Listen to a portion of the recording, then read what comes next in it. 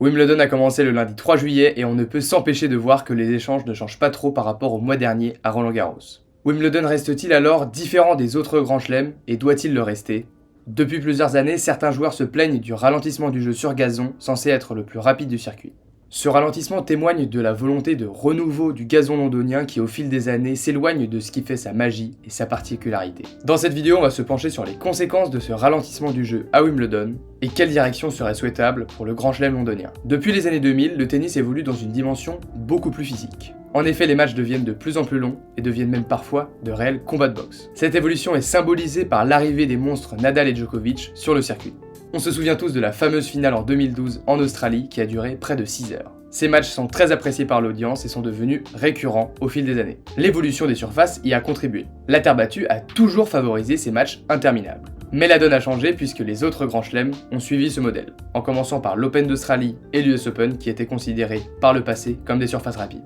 Wimbledon semblait imperméable à cette mode de par son histoire et sa surface, très rapide par nature, mais l'on constate que la donne a changé. En 2001, le tournoi décide de modifier la composition de son gazon en le renforçant. Les organisateurs renouvellent l'opération en 2008, ce qui a eu pour effet de limiter la domination des attaquants. Les premiers sacres de Nadal à la fin des années 2010 ont confirmé la possibilité pour un jeu défensif de réussir sur gazon. On peut gagner Wimbledon du fond du court. Ce changement amené par certains joueurs a été accompagné par la volonté des organisateurs de séduire un nouveau public grâce à des échanges de plus en plus longs.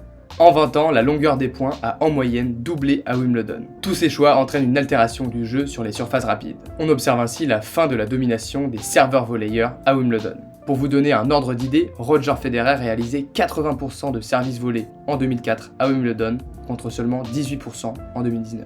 Le jeu ultra rapide comporte lui-même ses écueils, en permettant par exemple à des joueurs plus grands de s'appuyer énormément sur leur service et limiter les échanges à quelques coups de frappe. Mais la disparition totale de ce jeu à Wimbledon, c'est le signe inquiétant de la tendance des grands chelems à se ressembler. En effet, le ralentissement a eu lieu sur toutes les surfaces et a même poussé les instances du tennis à modifier certaines règles comme le fameux super tie-break du 5e set qui fait couler beaucoup d'encre. La fluctuation du jeu selon les surfaces n'est plus vraiment évidente aujourd'hui. Certains observateurs s'accordent même à dire que seule la couleur change entre les grands chelems. L'idée n'est pas de privilégier un jeu à un autre, mais de permettre l'existence de plusieurs manières de jouer au tennis. De permettre à une plus grande diversité de joueurs de remporter des titres.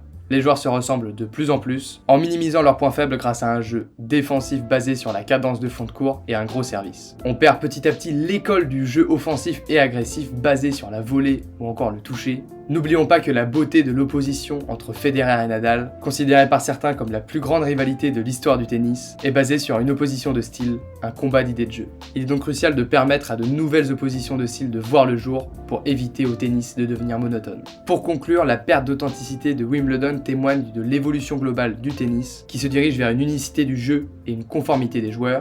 Pour empêcher cela, il est important de maintenir les grosses différences et spécificités de chaque grand chelem, plutôt que de s'efforcer à ralentir toutes les surfaces. Le maintien de ces spécificités ne permet pas seulement de voir des matchs différents, mais surtout des joueurs différents qui imposent leur style de jeu propre.